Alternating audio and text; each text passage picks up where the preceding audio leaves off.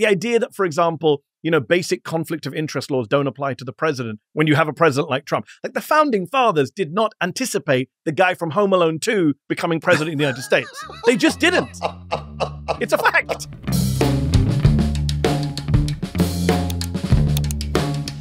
Hello, everybody. Welcome to the weekly show podcast. My name is Jon Stewart. We're taping this. It's July 30th, which is what is that, like a Wednesday? It's got to be a Wednesday. And then tomorrow's the day. And there's so much going on. I don't want to talk. For those of you who are probably listening to this and not viewing it, you might not realize, I have a giant divot in my forehead, red and all that. And if you're watching it on YouTube, you probably do see it. I just want to let people know it's nothing to worry about. As you get older, you find that you have to go into the dermatologist on a regular basis, and he takes out like a freezy ray, and he just points it at your face, a variety of different ways, to try and keep your face from being consumed by metastasizing skin conditions. So for those of you who might be watching this and think to yourself, hey, does he know his face appears to be imploding on his forehead? I do know, because this morning somebody shot liquid nitrogen at a wide variety of scaly things that are growing on an old man's head.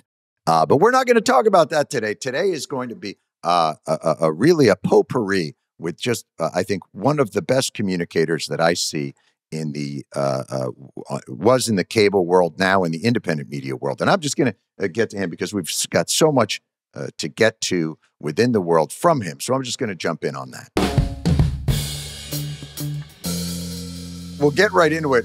Very excited to have our guest today. You've seen him from his work on MSNBC, but also now the founder and editor-in-chief of Zeteo. Mehdi Hasan is here. Mehdi. Jon, thanks for having me. Oh my goodness. It's so nice to see you. How are things at Zeteo? Things at Zeteo are very well in this horrific media climate that we're in. Yes. Where the media is falling apart. Those of us who are taking a stab at independent journalism, I'm glad to report, are thriving. We just crossed 1 million subscribers on YouTube, which was a big landmark for us a year in. Yeah. I think this might officially make you an influencer, Mehdi, if that's possible. I have to tell you, I was so, like everyone else in the universe, was incredibly struck by your Jubilee episode. Now, I'm not so familiar with Jubilee, but I am familiar with Mehdi. So I tuned in, obviously, because I always love a good Mehdi debate. Mehdi he goes hard and he goes fast. It was you in the center of what appeared to be a circular firing squad of the cast of Footloose. Like, they all appeared to be these lovely, Midwestern. And when they began to open their mouths, I understood, it's going to be Mehdi Hasan and it's going to be against conservatives. I did not in any way expect what I saw and heard, which seemed to be very focused on the fact that you don't belong in this country and are not a citizen. And was there a moment when you were in that environment where you thought, oh, this is not what I had expected? Yeah, I think that moment was minute one. I think it was all the way through. I mean, I went thinking as well, it would be some MAGA folks, some Trump cheerleaders, some people are like, tariffs are great and Donald Trump's a wonderful leader and we hate Joe Biden. I didn't expect, the second or third guys saying, well, where were you born? In a discussion about crime. And I'm like, what has that got to do with the crime rate? I didn't expect the guy just saying, I'm a fascist and I love General Franco and I don't believe in democracy. I didn't expect the woman who said, well, immigrants can't be Americans, except my parents who are immigrants. They are Americans, just you're not. I didn't expect the guy saying, get the hell out of my country, you'll be the first to go. No, I didn't expect any of that. And maybe I should have done. Maybe when they pitched it as 20 far-right conservatives, that should have been a giveaway. Who self-describes as far-right, Jon, and is sane? And it was, and there couldn't have been more pleasant looking sounding folks. But when they started to get into that sort of, I'm not so worried about fascism because I don't think they're going to kill me. Yeah. I thought, I'm a good Catholic boy. And, I'm a good Catholic boy. I don't like the Nazis because they were mean to Catholics. I was like, what about the Jews? Listen, that of course you can find some justifications in there for those types of actions, but I thought in the middle of it there was a switch flipped in your mind, which said, "Oh, this is not a debate. This is a gang beat-in, and I'm just going to have to survive the bananas nature of like, how do you debate somebody who just says, "Oh no, I think fascism that I think that might be the way to go because the people will vote it in, and then from then on, we'll be fine." Yeah, it very much was. They were trying to do a beat down. As someone who loves action movies and comedy action movies, it did feel a little Jackie Chan-esque. Yes. Where you're kind of running up an alleyway, running up the wall, and they're all coming at you at the same time. Although they did come one by one. So it was one of those classic fight scenes where you wonder, why do they go one by one? But in this, the rules meant that they had to come one by one. 20-1. It was. You were Van Damme. You got in position. I'll take Van Damme. I can't do the splits like Van Damme, rhetorical splits. But 20-1 was look, John, I like a good argument. I literally wrote a book about arguing. Yes, how to win everywhere. So when Jubilee said, hey, do you want to come and take on 20 people? I'm like, I like those odds. 20-1, bring it. What I didn't expect was that they weren't interested in debating at all. I'd watched some of the other Jubilees with Ben Shapiro and Charlie Kirk and my friend Sam Cedar on the left. And in those debates, some of the folks did want to debate, and a few of them were crazy. In mine, it was the other way around. Like 2 of them wanted to debate and 18 were crazy. And that's what I didn't see coming, the ratcheting up. I went with one of my claims, John, was Donald Trump is defying the Constitution. That was one of my 4 claims. And I went prepped with the First Amendment, the Fourth Amendment, the Fifth Amendment, 14th Amendment. Right. I had it all, 22nd Amendment. I'm good to go. I've got every amendment. Right. The first guy's like, I don't care about the Constitution. Who cares? Like, where do you go with that? What do you do next? I'm like, I don't have a chapter in my book for that. How wonderful, though, Matty, that is what this has become. That it's such an interesting metastasizing of the movement on the right, which is, as you know, it's always steeped in kind of the fetishizing of the Constitution. We the people, they've got, all the buses are wrapped with that Constitution picture, and it's the flags, and it's steeped in kind of the rhetoric of we are the Minutemen and the revolutionaries, and it's morphed into, actually, now that I think about it, now that we are in charge, fuck the Constitution. Fuck the Constitution with a little asterisk, John, that says, but we love the Second Amendment. But the Second Amendment is sacrosanct. As a matter of fact, that might be the only amendment that was even put in there. If you really look at it. But it's such a shocking change. Have you seen, in your experience in debating the right, that this has shifted? What was any of that constitutional fetishization good faith? Is this just a subtle shift now that Donald Trump has exposed how much authoritarianism appeals to them? Look, I think it was good faith amongst a minority of them, but that's the minority that have since become never Trumpers or mild Trump critics. So you've got a kind of a Rand Paul in the Senate who will make some noises about, oh, you can't bomb countries without congressional authorization. But he really got offended recently when Trump didn't invite him to a party at the White House. So even for him, Rand Paul, it was like the Constitution. That is a step too far. Yeah, the party invite and then the Constitution. But you're Justin Amash, who was a congressman from Michigan, libertarian. He's been very outspoken, but he's no longer in the party or in Congress. The people who were in Congress and talked endlessly about the Constitution, they were clearly in bad faith. Mike Lee from Utah, the senator from Utah. This guy was the constitutional guy. He never stopped talking about the Constitution and liberty. And then turns out he was involved allegedly in the attempt to overturn the 2020 election with the fake electors. We know now that he defends anything Trump says online. These people clearly were in bad faith. They just confirmed this week, John, a manifestly unqualified, unfit judge to the federal judiciary. You're talking about Emile Bove, who was the president's personal lawyer. President allegedly told staff, according to whistleblowers, to fuck the judges, tell the judges to fuck off when they get rulings they don't like. He's now been confirmed to the bench. And there are some, I think there's a guy called Greg Nunziata, I think his name is, former Marco Rubio staffer, who has been very principled on this and spoken out. And he said on Twitter this week, if you're a conservative who claims to care about the Constitution, this is it. It's over. By confirming this guy, never pretend again that you care about the Constitution or about due process. So I don't think it was in good faith. And even this shtick about we don't care about the Constitution, the guy who said I'm a fascist to me on Jubilee, he was very explicit that he loves the Second Amendment. It's just the other amendments he doesn't love. And then he goes on a little sympathy tour last week, apparently, on far-right TV, saying he lost his job. Apparently, he didn't lose his job. He lost his job earlier, but he tried to say he lost it because of this, to get a fundraiser. Don't forget, a key part of the modern conservative movement is GoFundMe. And he, interestingly, he says, well, my free speech was violated by being fired. It's like, I thought you don't believe in the First Amendment. I thought it was only the Second Amendment. Like, it's so cynical and self-serving and convenient. The victimization. I almost think that the right, for all their it's. Did you ever meet Roger Ailes? Had you ever? Thankfully, I did not. Oh, Mehdi, you missed out on one of the lovelier. I had one of those bananas types meetings at Fox News, in the bowels of Fox News behind. It was when you were trying to get your primetime show. Exactly. I wanted to work there so badly. If he would only let me. I used to go on Bill O'Reilly's show.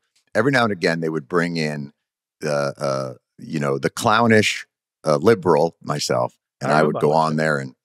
And one day, one of the people came down and said, Mr. Ailes would like to see you. And I thought, well, geez, I didn't even know he lived in the building. So we had to walk through the kinds of Get Smart, doors would open and you didn't really know where you were until you got into this one part of the building that was colder than the other parts of the building. You almost felt the hair on the back of your neck and the chill, and you could see everybody's breath in this one part. And he and I yelled at each other in the office for about an hour.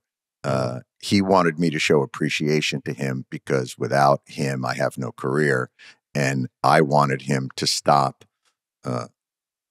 poisoning the atmosphere and harassing his blonde host around the country. But what struck me about Ailes was he meant all of it. He meant every word of it. Yes. But the strategy was cynical. So the good faith wasn't what he believed. It was the methodology that he would employ. And his methodology was, I am going to discredit all of the institutions or any of the voices that may in any way harm my movement. I'm going to make sure that editorial authority is seen as elitism. Yes. And yet I am going to exercise authoritarian control over my message machine. And that's, I think, the genius of that movement. Yes. They don't play by the rules that they ask you to play by. No, not at all. And this is why, and I can go on a long rant here about. Please, rant. Why liberals and Democrats and leftists have got to understand that you are not on some ridiculous even playing field where everyone, I've been hearing this since Donald Trump came down the escalator in 2015. I've been hearing this since he won in 2016. I've been hearing this since last year. Just because they don't play by the rules doesn't mean we shouldn't. And it's like, no, that's exactly what it means, right? If you are playing a football match or a soccer game, as we say here, if you're playing on the pitch and the other team picks up the ball and just runs with it in the middle of a soccer game, and you carry on just playing with the ball on the ground, you will lose. I mean, there's no debate about that. At some point, you either have to accept that you're going to lose honorably, or you're going to say, I'm going to pick up the ball as well and run with it. Now, for those listening at home, when he said pitch, he means the field. For those, I'm going to translate this into suburban American. Okay. The pitch was. I've already confused everyone by saying football and soccer. Of course, you can carry the ball. People have no idea what's happening now. I've never understood why you call it football if you carry it. I just don't understand. Well, we don't. There's so many more things we have to get to in the States that don't make that much sense before we get to the names of our games. But now I'll be told I don't belong here again by the surrounding people. That was when you were saying that I'm a citizen. They're like, no, that's not. No, my favorite was when he said, white people are Native Americans, and everybody starts applauding. And he's like, I got applause. And you just go say to the guy like, well, they're also fascists. Like yes. And then they voted him out, and I couldn't help but dig it out. I was like, I think the people who clapped for you have just voted you out, which was an amusing moment. But that was the guy who was in a green T-shirt and going, his opening remark was, I've got this thing where I have to stay calm. I'm like, where the fuck am I? How much security did I need to bring with me? Yeah. And then it turns out, according to The Guardian, this guy allegedly was involved in all sorts of violent protests a few years back in California. So I'm like, oh, you're kidding. Okay, makes more sense now. Makes more sense. I like that he said, my family's native here in the 1500s.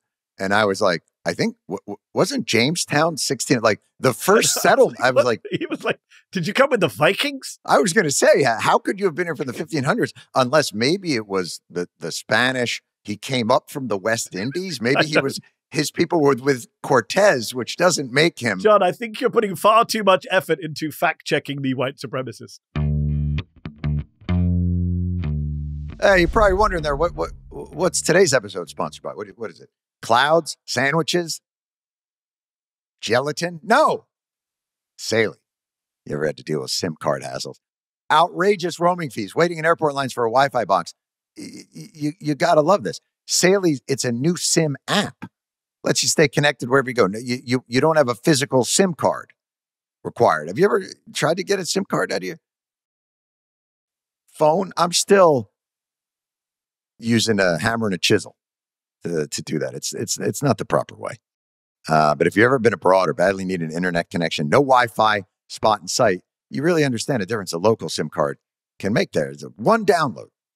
eSIM provides an internet connection wherever you travel and saves you money on roaming fees. With Saley, an eSIM can be installed just once, and it eliminates the need for users to install a new eSIM for each country. Once connected, you'll have internet access immediately, making it easy to book Uber, or search for maps, or, message your loved ones or message people you don't care for at all. You'll have that kind of opportunity as well because it'll be that easy. Get an exclusive 15% discount on Saley data plans when you use code Stewart at checkout. Download the Saley app or go to saley.com/Stewart. Mehdi, it brings up, though, kind of that interesting point of how does the media handle this moment? You've been a part of those MSNBC was going to be the liberal answer to Fox, but I don't think they had any idea what they were up against. Yeah. Fox News was absolutely strategically managed and controlled. Yeah. Top down. They understood the assignment. Every day part working with every other day part to create a messaging machine that would make sure that if any Republican fucked up the way Nixon had, nothing bad would happen to them again. What was your sense of what MSNBC was, or what those are?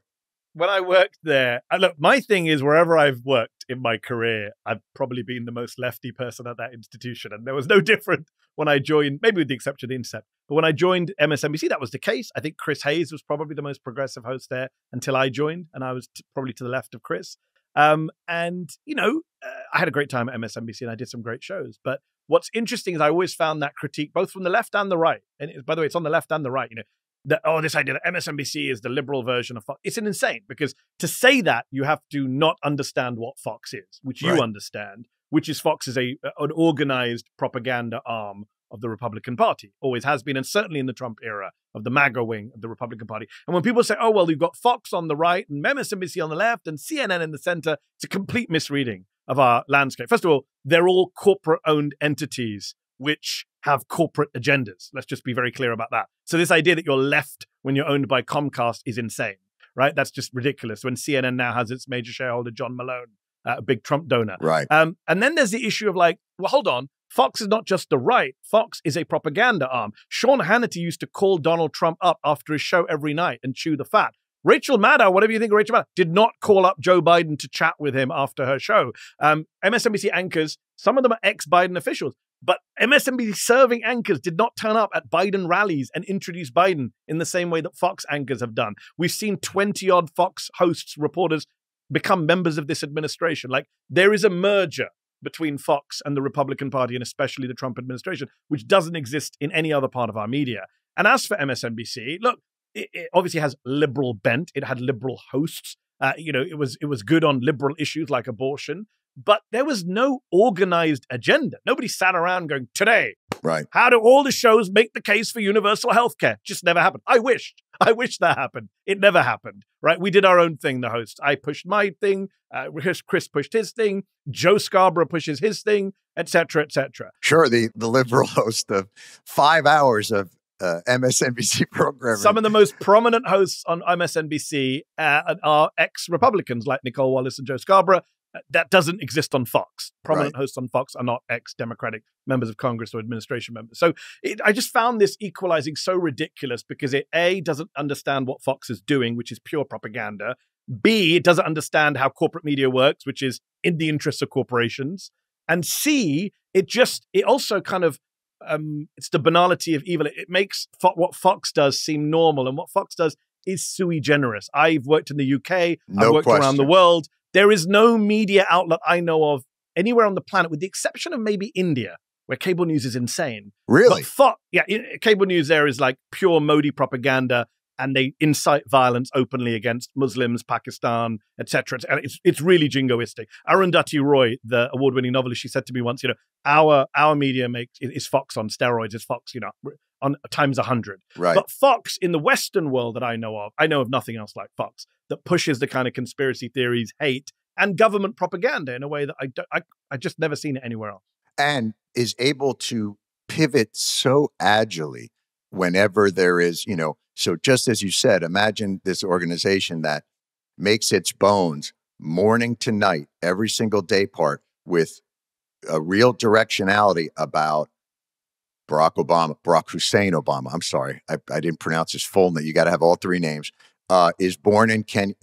They make their bones on the conspiratorial nature and sort of very cynically infuse QAnon into their programming and get it all. The Fox Cinematic Universe. The Fox Cinematic Universe and all of its tentacles. And then the minute that the bomb that they planted needs to be diffused, to watch them pivot so quickly on especially something like this Epstein case, is they are really good at what they do. Yes. In a way that I think is shocking, is the idea. So here's the question. We know it's going to be corporate media. There is nothing right now that has the power of those cable channels to amplify and continue to spin sort of the circadian rhythms of social media. So social media is the thing that first, it's incentivized for these really hateful, really difficult conspiracy theories, right? That's how those things, the algorithm is to that. But cable news is the thing that infuses it into the mainstream of American society. Yes. And the clips. How do you battle that? And maybe it's not a right-left issue. Maybe it's the thing you talked about earlier, good faith, bad faith. Oh, 100%. And I think, well, not just good faith, bad faith, but, reality versus non-reality, decency versus indecency. This is not about kind of left versus right. There is a sense of, my critique of Trump, MAGA, Fox is not about conservatism. I mean, I have my issues with conservatism, but like when I object to what Trump and Fox are doing, it's not because I'm arguing about what is the best marginal rate of taxation. It's not about what is the best crime reduction policy in major cities. Those are old debates that are still legitimate. Conservatism abandoned that a few years ago, though, yeah, all those arguments. Like when I turned up at Jubilee, I didn't think I was going to be having like a debate about the Laffer curve. Like I'm not that naive.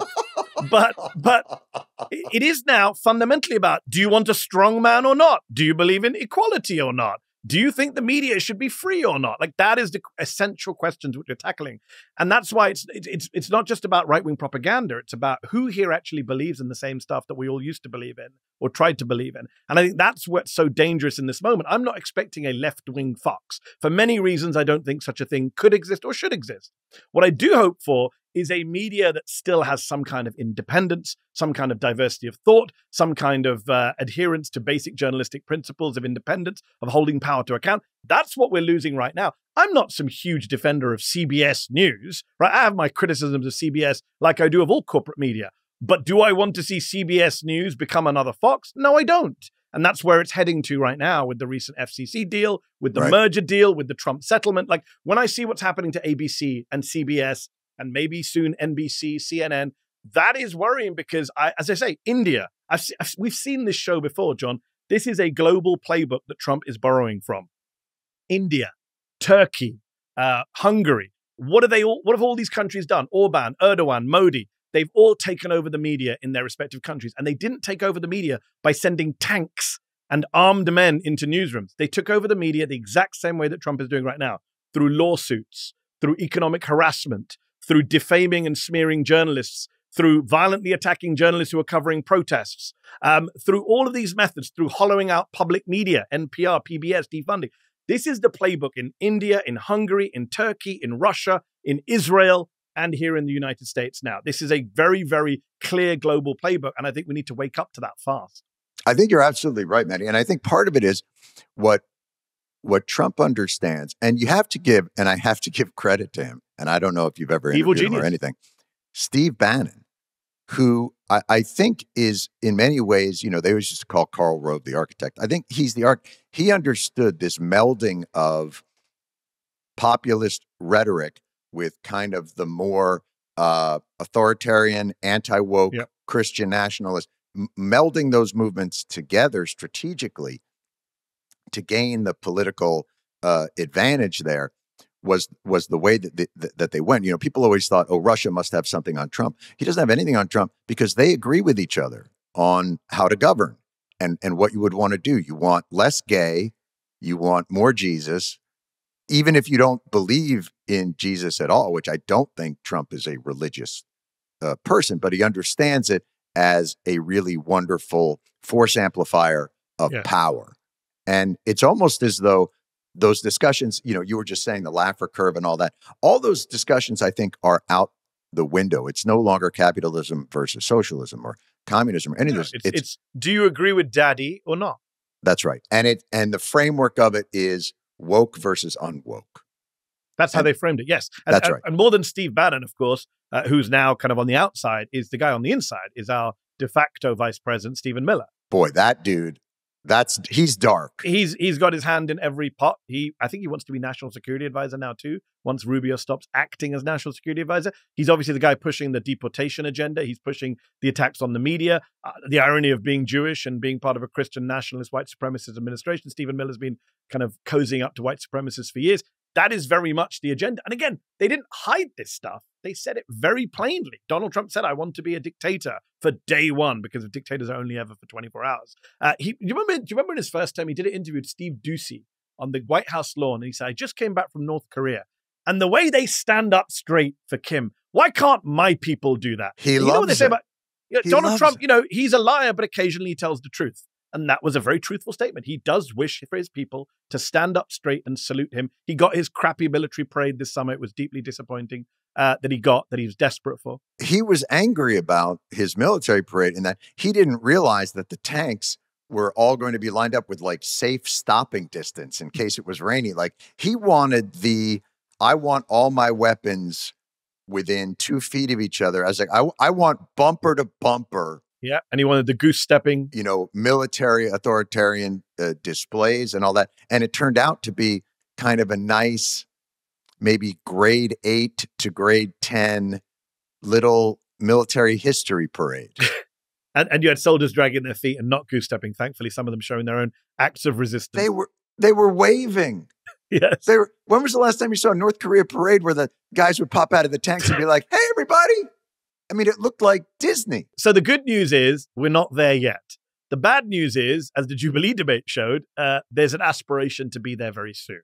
And the authoritarianism on the right is off the charts. This desperation for a strong leader, for canceling the Constitution, for getting rid of judges. You look at the polling now amongst Republicans, the number of Republicans who say there should be no checks on the president. Congress should not be able to block the president. The judiciary should not be able to block the president.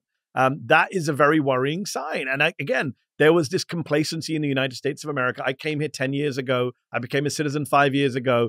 I have a little bit of an outsider perspective, and I have to remind my fellow Americans, it can happen here. This idea that the United States of America is immune to global authoritarian trends, especially when you have a tribune like Trump, who is Teflon when it comes to scandal and controversy, that makes it doubly worse for the U.S. He has understood that some of the guardrails that were, people always think like, oh, well, the businesses will save us because they don't want the trouble. They don't want the volatility. What Trump understands is people don't want friction. And if I can create enough friction in their world, it's the same way he ran his businesses, by the way. Yeah. Like what he would do to contractors, he would pay them about 75% to 80% of what he owed them, knowing that the hassle and the friction that they would need to go through to get that last bit. So he got himself a savings. And that's the way he's approaching this entire country. Look, he's calling for a settlement with Fox. You've seen that this week, right? Yes. He said this week, he said Fox wants to settle with him. Which is planting the idea that is out there. He's very good at kind of testing the waters. Rupert Murdoch is an old pal of his, so he's obviously put him on the spot. We saw what happened in the Dominion case where they settled immediately when they realized Tucker Carlson's texts were going to come out in droves. And look, this is what corporate America. This idea that corporate America is going to save us is the most insane one of all. Fascism is indeed an alliance between the strong man and big business. Always has been. No question. Going back to Italy, Germany, etc. And that's what's so depressing about some of these corporations bending the knee. This idea that they're all being bullied into it isn't actually true. A lot of them are happy to go along with the anti-diversity stuff. They're happy to go along with the crackdowns on campuses if you're a university leader. They're happy to go along with kind of ending any kind of initiatives to fight racism. And of course, he rewards them with massive tax cuts, right? We just passed this big, beautiful or ugly bill. And who's going to benefit from that? The owners of the big tech companies and the social media giants, the owners of the corporate media outlets and the boards of those major networks. So he knows how to reward them and also how to bully them. It's a mixture of fear and greed on their part.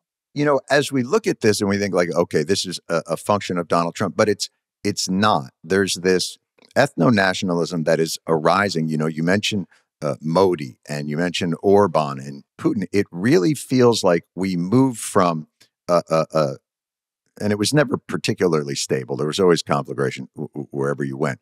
But it's a new world order that goes back to the idea of, and to quote Thomas Shelby from Peaky Blinders, big fuck small. That this is about what you can get away with through your coercion and power and what limits. And now you're seeing him apply it mostly to former allies. The EU, you know, he is much more willing to, as you said, lionize North Korea and Russia and these other authoritarian governments, and much less, you know, to him, the EU is just too gay. It's too gay for Trump. He likes those heterosexual countries like North Korea. The classic example of that was, of course, Ukraine and Zelensky in the Oval Office, where he and Vance ganged up to berate Zelensky, but they would never dare to behave in that way in Putin's presence or speak about Putin when he's not in the room. Trump has said more vicious things about Justin Trudeau than he's ever said about Xi Jinping. That's just a fact, right? It's a demonstrable fact. And you have to ask the question, why? Why is this US president? I'm not saying previous US presidents were great defenders of liberal democracy. All US presidents have cozied up to authoritarians and tyrants.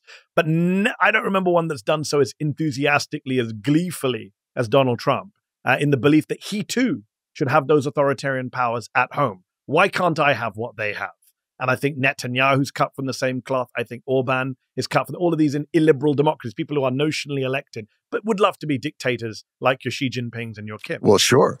And you see in the different ways that they go about it. I mean, Netanyahu, they try and get it so that there's no Supreme Court now. And, you know, they try and maneuver any of those.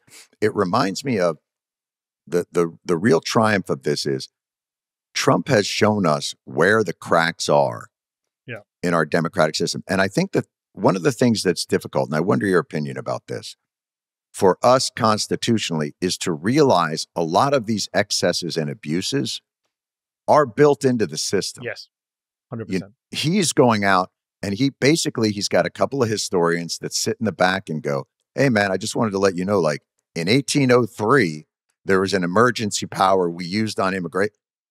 You might as well just declare that because you get to do whatever you want. I mean, look, the most progressive president supposedly we'd ever had in this country is FDR. And he basically suspended habeas corpus on, you know, anybody of Asian descent and interned them in camps. Like this darkness has always been in the system.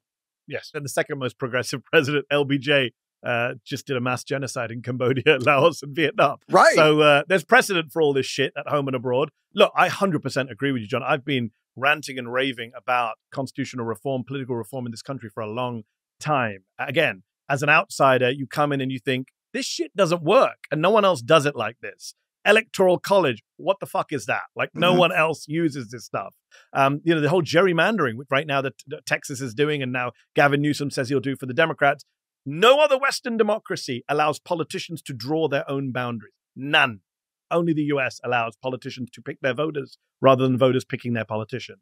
That's a problem. There are so many issues. And the problem is the Democrats left this space open, right? I say this about both wings of the Democratic Party are guilty of this. The liberal centrist wing, whatever you want to call it, the Biden wing, and the Bernie wing, right? So Bernie Sanders, bless him, I agree with him on universal health care, I agree with him on taxing the rich and minimum wage, but I've never heard from that wing of the party about constitutional reform, political reform, because they're also institutionalists. Bernie loves the Senate. The Senate's got to go, right? The Senate is a huge problem.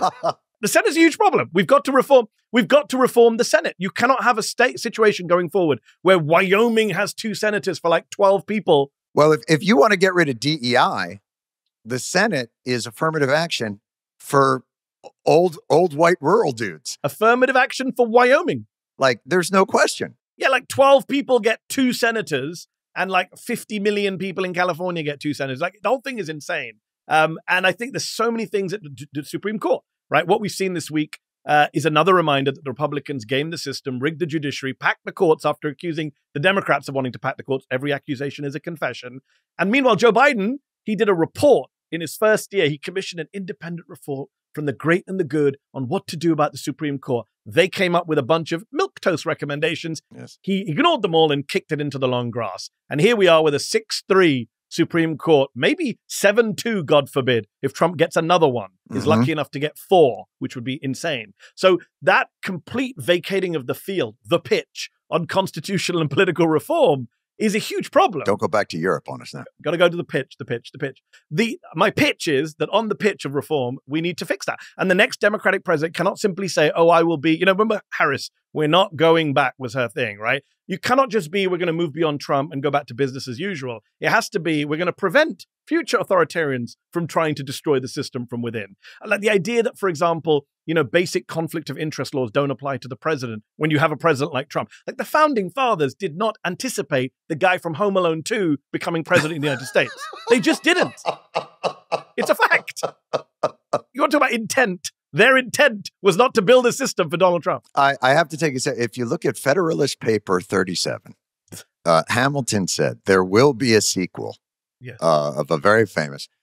It really speaks to, think about when we talk about sort of representative democracy. And again, this gets us back to the spirit of the revolution, the people, taxation without representation. So we live in a country that is, by all measures, very closely divided politically.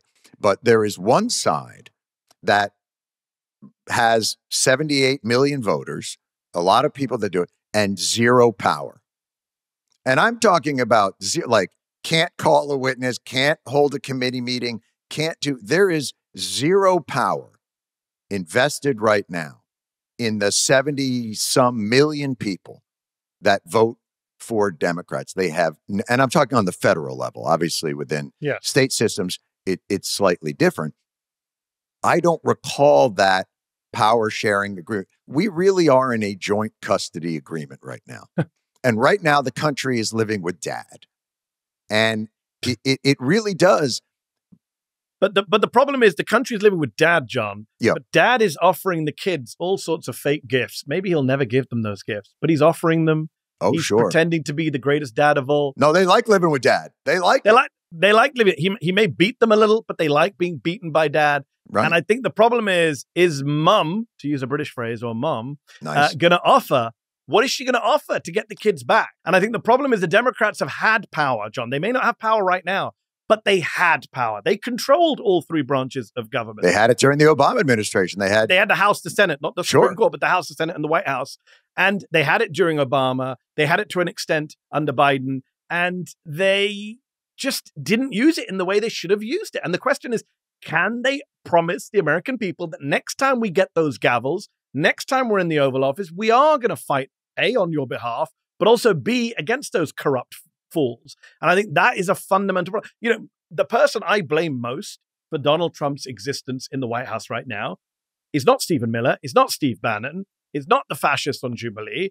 It is a man named Merrick Garland who sat on his ass for 3 years. Oh, thank God. I thought you were going to say me. No, I don't blame you. Mehdi, I'm so pleased that you. I don't So blame really, you. Merrick Garland, by his timidity, Yes, 110%. don't you think it's deeper than? Doesn't that let too many Democrats off the hook? Look, of course it's deeper than that. Yeah. It was a rhetorical flourish. But my point is, like, if I'm going to identify, a symbol of a human symbol of the Yes. wider fecklessness, There you caution, go. cowardice Thank of you. the That's all I Democratic Party, needed. then it is Merrick Garland. I needed wider fecklessness. That's all I needed. Yes, Merrick Garland is the tribune and symbol of that. He's the guy who, Yes. don't forget, they didn't just make him Attorney General when he was manifestly not the right person in that moment, but they cheered him. They were like, wow, this is a FU to MAGA. They wouldn't put him on the Supreme Court. We put him in the DOJ. Well, maybe he wasn't appropriate for the DOJ, right? They should have put in someone, an Elizabeth Warren figure, someone who would go into the DOJ and prosecute all these authoritarian. January 6th happened and he dragged his feet. Donald Trump never saw the inside of a courtroom for January the 6th. That is, I will never get over that. I will never, to my dying days, I'll be on the deathbed. I'll say, damn you, Merrick Garland. Donald Trump never saw the inside of a courtroom. That is a scandal. For that, they tried to Capone him. We can't get you on sedition and overthrowing the government. But by the way, that wasn't Merrick Garland, right? Even New York wasn't Merrick Garland. It was local. It wasn't the federal government. Exactly. No, that's Letitia James and it's, everybody else. Federal government had to be dragged kicking and screaming. The funny thing is, I heard Republicans for 4 years say they're weaponizing the government against us. I wish they had weaponized the government against you. They did the exact opposite. Joe Biden said, I've got to stay above the fray and not say anything about these cases. Merrick Garland wouldn't say anything. His deputy wouldn't say anything. And the federal cases came from Jack Smith. He outsourced that to a special counsel. It was just insanity to see the past. The next Democratic administration has to run on a platform of we are going to prosecute the people who did these crimes. You know, all those masked ICE agents committing crimes on our streets, they need to be prosecuted by the next Democratic administration, the next Democratic Congress. But that's letting the leaders of it off the hook. That's going after the rank and file. Of course, and the leaders. I'm taking for granted the leaders. I'm saying top to bottom. We can't have a Barack Obama coming in 2008 and saying, hey, we tortured some folks, but I want to look forward, not back. That's a great point. But the other issue with that era of Democratic politics was they ran on the audacity of what was possible, and they governed on the timidity of what they think they might be able to get through with the checks and balances. And you can't have that dichotomy. But isn't there an opportunity then, Mehdi, in the way that Donald Trump showed the cracks in the democratic system and that he weaponized our own excesses against us in terms of emergency powers and all the things that were possible? Hasn't he also shown the Democrats, and here are the levers of power that you can use for coercion? Yes. That you can actually say, oh, do you really think Democrats are the only people that have tax exemptions that can be threatened? Are you fucking kidding me? Do you really think there are no education, that you can't bend the will of corporations who don't want friction to do your bidding? So I'll just give you a couple of quick examples. Please. Number one, Elon Musk, right? Donald Trump and Elon Musk went to war, most richest man in the world. Donald Trump says, I'm going to cancel his contracts. And immediately Musk deleted his tweet saying he was in the Epstein files and has gone pretty quiet by Musk standards. That's right. Why didn't Joe Biden do that? In fact, the opposite. Chuck Schumer hosted Elon Musk in his office in the Senate a couple of years ago. Right. This guy declared war on the Democratic Party, and the Democratic Party said, would you like some more contracts, sir? Right. That was an insane approach to Elon Musk. Trump showed that you can actually take on the richest man in the world if you're president of the United States. He did it. There is a template for it. Another example for Senate Democrats, when they were trying to get the minimum wage rise through, the parliamentarians said, you can't put it in the bill. I was on MSNBC at the time. We did multiple segments about the freaking parliamentarian. No one knows who she is. She wasn't elected by anyone. Chuck Schumer said, can't do it. Parliamentarian said no. This time around, the parliamentarian said, well, you can't do some stuff in this big, beautiful bill. The Republicans said, get lost. They wouldn't even meet with the parliamentarian. Right. So the template is there. If you want to get shit done, you can. The problem is Democrats don't want to get shit done, and they hide behind institutional excuses. They say we can't do it because of parliamentarian, but really, they don't want to. No, that's interesting, though, because that says something different. In your mind, they don't actually want it. Because my feeling is... Let's not make sweeping statements. Some do, right, and some are beholden to their donors. But this is where we get into the, Merrick Garland is at fault, or the way that Democrats govern. I still, as much as the ACA got some more people some health insurance, it never addressed the rot at the basis of our healthcare system that allowed these insurance companies to make. So basically what the Democrats said was, we understand that one of the greatest threats to liberty and freedom in this country is poverty and not having healthcare, and it limits your choices and you can't leave jobs and all these other things. But instead of dealing with that, here's what we think we can do. Convince insurance companies that if we guarantee you billions of dollars in a fire hose of money, that you'll pretend to offer people a good alternative. Not just insurance companies. The plan was to win over Republicans, right? Barack Obama was bent on winning over Republicans. Right. And that's why he borrowed a Mitt Romney plan. Obamacare was fundamentally a version of Romney Care in Massachusetts. Right. And he thought this will win over moderate Republicans. Instead, they spent the next 10 years obsessing over Obamacare. It became a dirty word for Republicans. They never gave him any credit for doing a very moderate, conservative-style proposal for healthcare reform. And this is the problem. They will never give you credit. Stop trying to appease them. I think that any Democrat who in this current moment says the word bipartisanship should be immediately primaried, right? It just shows you're not prepared for this moment we're in. This current modern Republican Party will never credit you for anything. Joe Biden bent over backwards to his old friends in the Senate who he hung out in the gym with for decades. They all went against him. No one gave him any credit. All of them voted against his major legislation, which was bipartisan legislation, apart from the infrastructure one. So it was a fool's mission to do that. By the way, you said something earlier about exposing the cracks. The fundamental thing Donald Trump has shown us is that the rules of American politics don't have to apply if you don't want them to apply. That's right. And therefore, you can be ambitious, over-ambitious. Ro Khanna, who I know you know, who is probably going to run for president as a lefty in 2028, he gave a speech recently. He said, look, our ambitions, Democrats, we always limit our ambitions. As you just pointed out, ACA. We can't go there. We'll go here. They negotiate against themselves. Meanwhile, Republicans are like, well, we're just going to annex Greenland. You're like, huh? Did you poll test that? Did you focus group it? Right. Democrats are sitting there getting every focus group, every policy consultant to check every policy for like costings and how is it going to be received. And Donald Trump's like, I'm going to invade Greenland. And like that is the difference right now. And I think the next Democratic presidential candidate, and I say this only half seriously or only half jokingly, depending on how you want to view it, the next Democratic candidate has to be able to stand up and say, I'm going to give you a $30 minimum wage. Right. And when the press say, well, how are you going to pay for that? Oh, I fucking will. Believe me, it's going to be amazing. I'll do it in day one. 24 hours, you will have a $30 minimum wage, right? You have to be able to say this stuff. Right. Just, you got to take that same rhetoric and flip it on its head.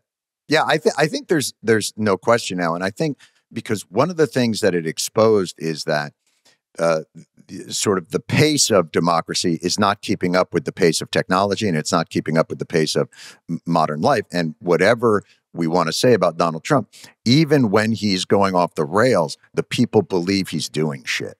Yes. And they want shit to be done, and almost to the point where, and now we're stuck with the remnants of these sort of sclerotic institutions that the Democrats have built, not on principle, but on sort of what they thought might be possible. And the inability to run on your record, which of course Joe Biden was a very poor messenger for his own record. I thought his domestic record was pretty good, relatively speaking. I thought his foreign policy was horrific. Although even on foreign policy, in 2021, Joe Biden ended America's longest war, the war in Afghanistan. It was a hugely popular move. You wouldn't have believed it from the media coverage where it was only sold as a disastrous departure and everything in the departure. And the departure was not non-chaotic, I agree. But he ended the war in Afghanistan, something that Bush, Obama, Trump could not do. It was a hugely popular move. Isn't it interesting that Democrats went into the last year's election looking at like the warmongering party while the Republicans sold themselves as the anti-war party? Donald Trump went to Michigan and said, I'm the peace candidate. I am peace.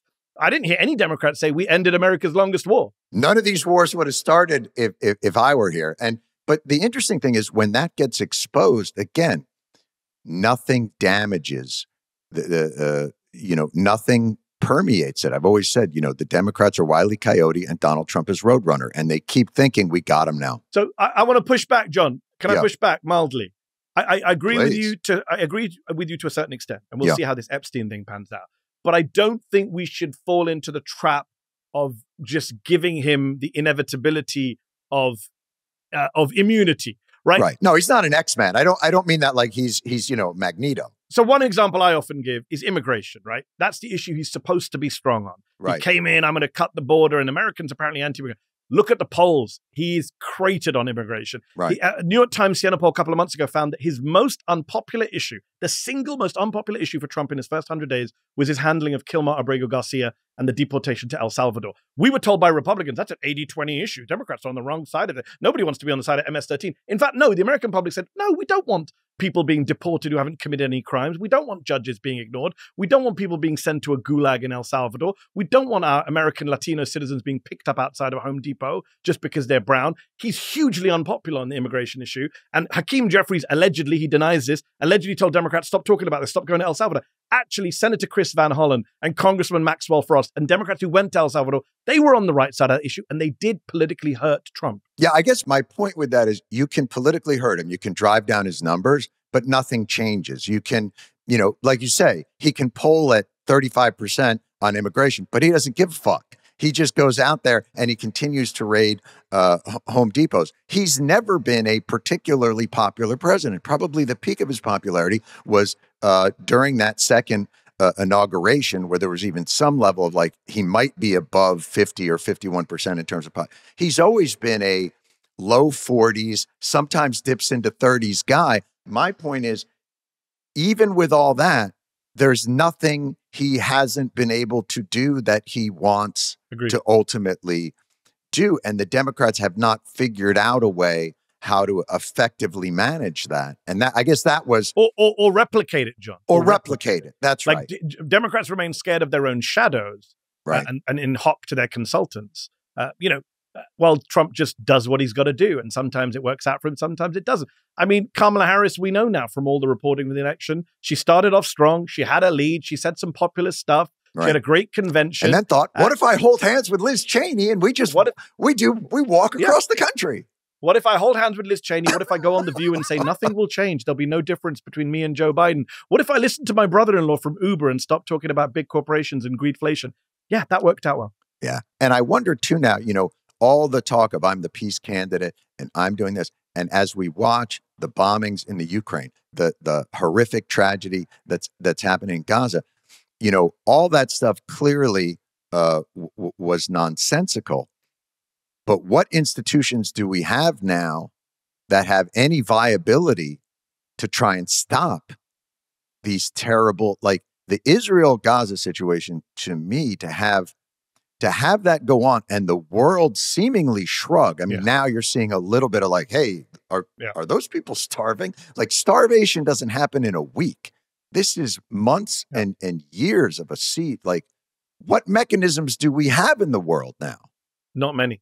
And the few that we had have been undermined by Netanyahu, Trump, Biden, Starmer, Sunak. I mean, for me, what's so astonishing is we spent decades building a post-war, quote unquote, rules-based order, which as a lefty, I was far from happy with. Right. A deeply flawed system. But we had some kind of system, a UN Security Council, Geneva Conventions, International Court of Justice, an International Criminal Court, which America didn't sign up to, but most of the world did. And all of that has been burned down in the interest of protecting one nation, one government, one prime minister. And I think historians will look back and think, what an astonishing sight to see all of it burned down. All of those institutions, anytime they've spoken out, they have been accused of being Hamas, accused of being anti-Semitic, accused of being anti-American. The United States government has sanctioned the International Criminal Court judges and prosecutor.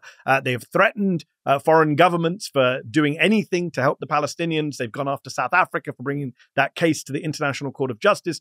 It is really, really problematic. This is much wider than Gaza. Gaza is a tragedy and a horror show, perhaps the worst of our lifetime. But going forward, this is going to have ripple effects that will affect conflicts and peoples all across the world. Good luck to any Western government ever lecturing another government about human rights or it's just insane. Oh, it sets a permission structure for any other bad actors to basically, that's what I said earlier about sort of this, big fuck small, but yes, the law of the jungle. The law of the jungle, that's right. And a permission structure. I guess my question even in that part of the world is, why hasn't there been, Erdogan will say, Israel can't do this, I'm going to attack, and then like nothing. Yeah. And there's never any sense that there is a coalition of the willing for the world to step in and at least separate the combatants.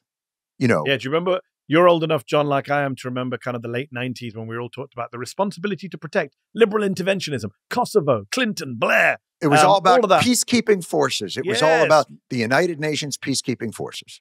Yeah, and that was going into national sovereign countries. This is going into an occupied territory. No, the inability. Remember the first couple of years of Ukraine? I spent arguing on my show at MSNBC with people like, should we have a no-fly zone? That was the big debate. Like, should the US impose a no-fly zone over Ukraine to protect the people of Ukraine? I mean, the people in Gaza have never had the benefits of a no-fly zone. The people in Gaza have never had the benefits of peacekeepers. And the people in America don't know what's going on. I mean, that's the other thing you have to remember is we're seeing a very different, we don't see the images in the same way that the rest of the world is watching a very different show than we're watching. I think a lot of Americans, thankfully, are watching it on social media.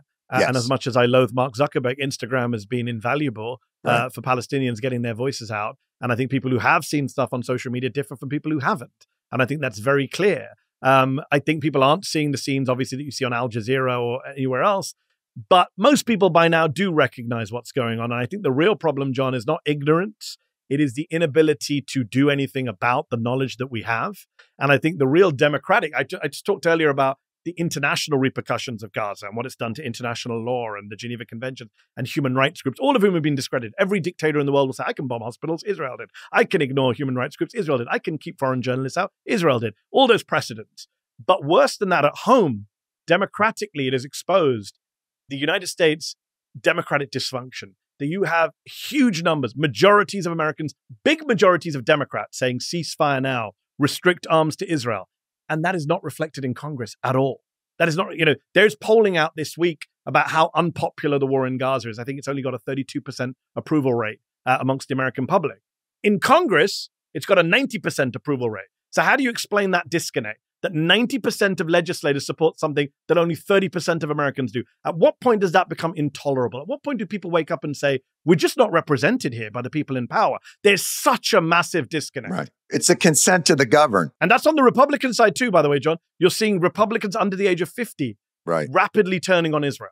But the dynamic that you're talking about the consent of the governed, is also, though, what drove these right-wing populist movements. The only difference is it's not Gaza, it's immigration or migration.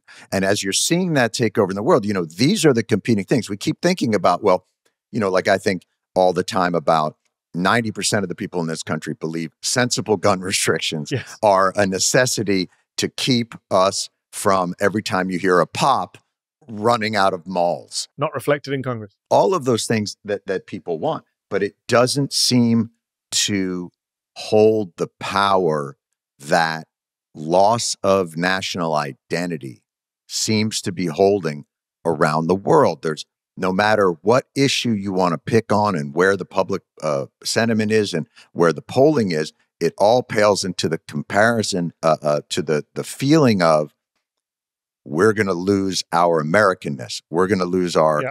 It is a very powerful trend. And you saw it, not to wrap it back around to Jubilee, but that's what you faced down that day. Well, I'm glad you brought it back to Jubilee, because I was about to bring it back to Jubilee. What was interesting was not just the power of that identity and obsession. They didn't want to debate anything but immigration. They didn't care about any of my other claims. They only came to talk about immigration. But what was interesting is I had a claim on Gaza. I said, Trump's plan for Gaza is ethnic cleansing.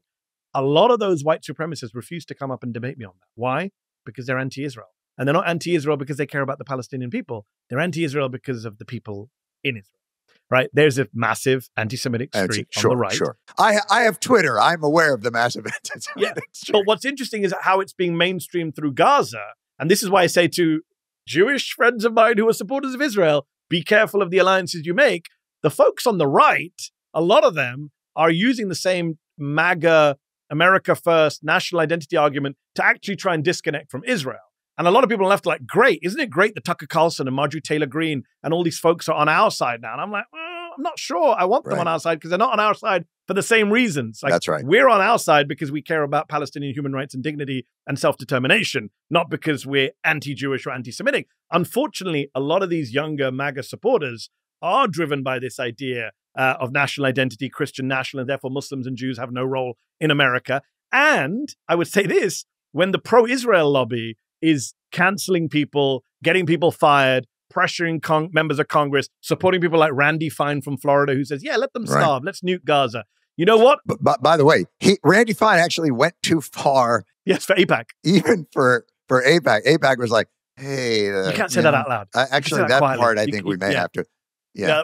That part you shouldn't say on Twitter. That's right. But my point being is a lot of these, Trump MAGA folks are like, well, we don't want Israel controlling our politics. We don't want all these Jews telling us what to do. There's a dangerous trend there, there's so many different fallouts and threads from Gaza. And I think that is one of them that a lot of people aren't paying enough attention to. Mehdi, where do you see the energy, what is going to be the way that this sort of idea that you're talking about on the left, how is that going to coalesce? Do you think it's a function of, if you look at the Democratic autopsy, they're all like, oh, I think the way, the Democrats can do this is that you go on Theo Vaughn and that should take care of everything, Which Pete Buttigieg is doing. But Pete Buttigieg is doing. And you see them all sort of positioning now strategically for all this, the variety of things. What I love about what you do is there's a tenacious moral principle to everything that you put out there. And you do it in a way that is, when you argue with people, there has to be a relentlessness to it. I don't think that the Democrats have the foundational right now moral and principled stand to be able to be relentless in a very directional way, because the only way to battle these is you have to match their, the one thing that I always gave Ailes was like 24 hours a day, 7 days a week. Like that dude was the great white shark of making his political identity the ruling identity of this country. I think first of all, thank you for your kind words. Second of all, I 100% agree with you on the 24/7 nature of this. The problem we have, and I mentioned Buttigieg a moment ago, is Buttigieg went on a podcast recently. I saw a clip on my social media where he said, he was asked about Zohran Mamdani, who's doing a fantastic job of actually doing everything Democrats need to be doing in New York right now, in terms of energy, in terms of messaging, in terms of authenticity, in terms of winning over young men and all these groups that Democrats struggle with. And he said, oh, well, we need to borrow, I'm paraphrasing, but Buttigieg said something along the lines of we need to borrow his style. I don't necessarily agree with all his policies, which is kind of missing the wood from the trees or the forest from the trees. I'm getting my British American mixed up. You go back to the pitch, you'll find it. The pitch. I'll find it on the pitch. Yeah. And I think the key point there is, no, you need the substance and the style. You can't just pick and choose. Mamdani's not just doing well because he has slick, savvy social videos, which he does. It's because he's also pushing authentic messages about affordability, about standing up for the little guy. He's the guy who went and screamed at Tom Homan. People forget this. Like he was there as an activist screaming at Tom Homan, the border chief, a few months ago. Like that authentic rage and anger and moral outrage has to be there on the part of the Democratic Party. And you can't switch it on and off cynically, depending on where and when you are. Cory Booker being a classic example from your great state of New Jersey. This is a guy who stands for 24 hours, gives this amazing speech, gets us all pumped up. And then he's like, next day he's voting for arms to Israel. Day after that, he's voting to confirm Jared Kushner's dad as ambassador to France. It cannot be on-off switch when it comes to, it's not authentic by definition if there's an on-off switch. That's right. And it has to also, I think, be smartly litigated. And that maybe gets us to and I'm cognizant of your time, and I really appreciate the conversation. But I think what's been lost here is, the Fox News and the Republicans, this is a 60-year plan that they have had to basically roll back the New Deal and the Naturalization Acts and everything that they felt changed the tenor of this country into something that they don't want anymore. As sort of a nostalgia for an America that never actually was. And they're trying to rebuild that into an America that they think, and I've always said, make America great again is a demotion. We're supposed to be exceptional. So if you just make us great, you're actually, giving us a demotion. But what the Democrats have been unable to do is to prosecute their case, is to litigate it. And in some ways, I think the news media has to take a lesson. Where is the one place MAGA really usually falls apart, forgetting about the Supreme Court? It's in court, where there are evidentiary standards, where there is a process by which you have to litigate the bonds of our shared reality. the Democrat, that's, I think, what they don't understand, that this is about prosecuting and litigating a vision for the future that has evidentiary standards and that people can find find something to hold on to. And are there people that you've seen out there that you think, and it can't be fiefdoms. There has to be a unity to it. And it has to work together with your think tanks and you have to have a Federalist Society. You have to have groups that understand that once you get into a position where you can actualize that vision, you have to do it competently and you have to do it quickly. I think I agree. I sign off on all of that, and especially kind of the Federalist Society and the long-term vision of the Republican Party. I mean, Democrats are not playing the same game. They're not in the same league when it comes to kind of long-term planning, what they did to the judiciary, et cetera, over decades to get the 6-3 majority. What I would say, though, the problem with, again, it goes back to the whole, is the MSNBC the left-wing Fox? The same issue, the same reason why MSNBC can't be a left-wing Fox, and the same reason why the Democrats can't behave like the Republicans is money. Fundamentally, it comes back to money. MSNBC and all these CNN and all of these outlets are corporate owned, and therefore they will always have a corporate agenda in terms of profit maximization, right, in terms of returns. But Fox is corporate owned. Corporate owned, but also, but purposeful. Has a particular ideological bent that is on steroids. And it turns out their purpose is actually a moneymaker. It's a moneymaker. Yeah, they get fascism with the side benefit of actually making money off of it. Profitable fascism. Yes. Profitable white supremacy. That's right. And the same applies to the Democrats. I could come up with a wonderful plan of action, a Project 2029, all sorts of things. But the problem is that as long as they are beholden to corporate donors, they're not going to take that step forward. You can get rid of the Senate parliamentarian tomorrow. You can get rid of the filibuster. You can give Democrats a open playing field / pitch to do what they want to do. And they still won't do it because they don't want to piss off their donors. A lot of them, not all of them, but a lot of them. And until we deal with money in politics, we're simply not going to have a proper opposition. We are going to have, Coke and Diet Coke. We are going to have kind of fascists, and dare I say, in some Democrat fascists light. And I think that is a fundamental problem in our system right now. It does all go back to money in politics. It does go back to Citizens United. It does go back to the ability of Rupert Murdoch and Roger Ailes and Elon Musk and Bill Ackman and all of these people to influence our politics, our media, our culture. And that fundamentally, I'm sorry to sound all biblical, but money is the root of all American evil right now. And it is. And it has empowered this hostile takeover of we the people. And again, rolling back around to that idea of fetishizing the little guy and we the people, when in fact the opposite has occurred and the Supreme Court has empowered really this kind of much more authoritative processing of all those avenues. And in some respects, then it comes down to, is the answer the Democratic Party's ripe for a takeover? And they just need to find the right reality host that can get in there and start lining up all of those interests. Please, no reality host, I beg of you. Jeff Probst, maybe Jeff Probst, Survivor. Unless John, you're thinking of throwing your hat in the ring, which I know many people want you to throw your hat in the ring. If that's what you're suggesting, we can talk about that.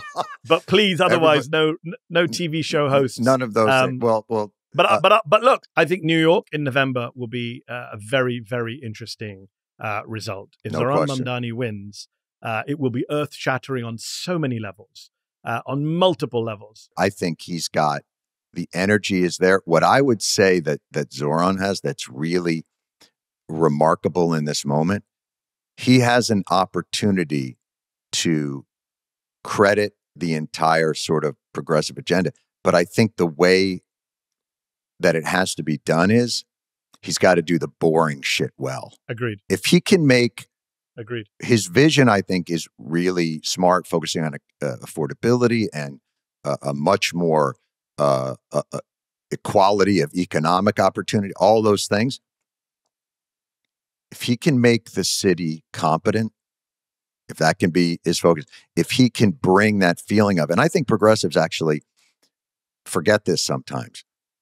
Everybody deserves the kind of safety and security that the rich Manhattan neighborhoods get. Everybody deserves that. If that's his focus, holy shit, could this be a rebirth of a much more, I think, fair-minded society that people feel confident will not. The big fear in New York is chaos, always. If he can do both, holy shit, does that guy have an opportunity? I agree. And I think it's much bigger than New York. I think it's going to be Absolutely. national and global.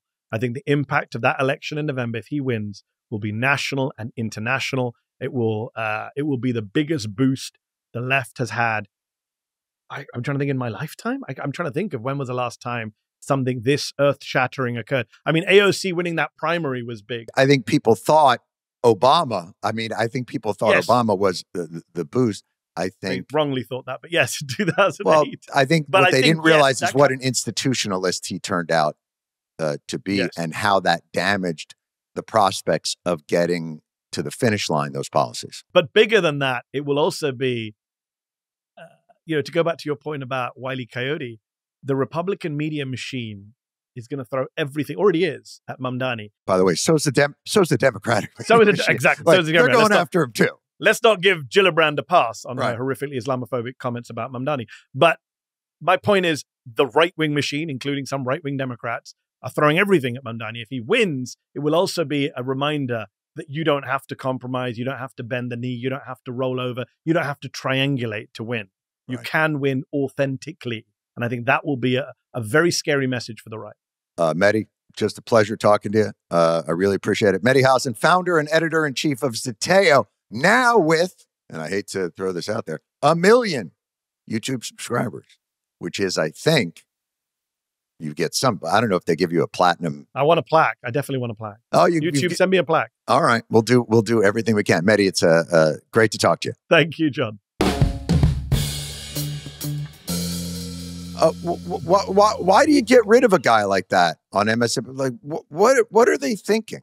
He's so good. I was saying during, I need whatever coffee he's drinking. So I've never been that awake and alert in my life. And his specificity and his ability of recall and the way that he is able to be present, seeing him surrounded by that odd group of sort of right-wing influencers and just like a turret, just spinning and firing back at each one until he ultimately decided, this isn't a debate. Why am I even talking to you idiots? It was the one man fighting 100 gorillas debate. Yes. I would love to know the process Jubilee went through to find those people. Like, what forum did they just mass send messages? Check Twitter. Seriously. Here's my feeling is, you don't have to do much of a deep dive. That's not one of those. If you skim any pond in any of the recesses on the internet, you will scoop up hundreds of those tadpoles because they're everywhere. It really is it's not an unusual, they're feeling their alt-right joy. It's Discord chats come to life. Absolutely. And it's encouraged. Incentivized, algorithmically incentivized. I'm not even sure it would exist if it wasn't, at a certain point, getting attention for that on social media becomes, no, I really believe this. They get podcasts. It's the Ouroboros. That's exactly right. Yeah. But I do think that idea of tenacity and relentlessness built upon a foundation of moral principle is kind of the only way out of this. Mm-hmm. And I think that the authenticity he comes in with is why his independent media is doing well, is because not just with politicians, I think across the board, people are looking for truth and authenticity and challenge to the establishment. Mm-hmm. Yeah. And it resonates. And I do think, his point about corporate media, I think is certainly well taken. And I also think the point of, is it even right and left anymore, or is it just good faith, bad faith? And I think there is an opportunity within media to create a relentless 24/7 good faith machine Yeah. that could still be entertaining. Mm-hmm. God, I hope so. Yeah, but we shall see. Brittany, what do the people want as the summer is going into its last month? Oh boy. Do you think the FCC will also be going after shows with a conservative bias? Right now? Yeah. No. But wait, what? Who wrote that? No. Have you met the chairman of the FCC? He's like shit posting Colbert. There's no way. No, he is not going to be. He is probably right now on a search for more right-wing billionaires that can buy up some more of these properties, because there's going to be, an acquisition and merger spree for these kinds of things. He wants to add more, go after conservative bias. Yeah. I also noticed like Fox News is getting in on the party now by counting how many conservative guests are on shows versus how many liberal guests are on shows. The entire bullshit of again, this is them trying to police and create rules that they would never follow. The idea that by having what may be a more left-leaning or progressive bent, or just bringing in, that's how Fox is popular. That's how any of these people, they all talk about Gutfeld's the most popular. Yet he's not popular because he's a both sides guy. He's not, a fair use, like, the fairness doctrine says. Like, he's relentless. And, after a day of watching Fox News and being bathed in their very purposeful propaganda, it's a great way to top off the night. But it's not the Jay Leno, like, I don't understand. I mean, why you want to offend your audience? Why not just do a show about, why do you have to talk about things you believe? Why do you have to make jokes about things you actually think? And I'll just say, I'm just going to go throw myself down a hill and see if I can get a concussion. I mean, the whole thing is fucking ridiculous. And if you look at the social media profile of all the people that complain about the left-wing bias, they're all right-wing influencers. They all make their money. Their entire economy is based on how willing they are to attack and defame and to crush liberals. So the whole thing is bullshit. Anyway. Great. What's next? Pivoting from that. This one is a follow-up from last week's podcast. Oh. John, do you think Democrats are capable of electing a vindictive prick? I do. I absolutely think they're capable. But when will a vindictive prick rise? A vindictive prick must rise from the east. I think for the Democrats, the vindictive prick must die, and then the new one is reincarnated, and then we have to wait 35 years. It's like a Dalai Lama situation, unfortunately. The vindictive dick is just a little baby right now. That's right.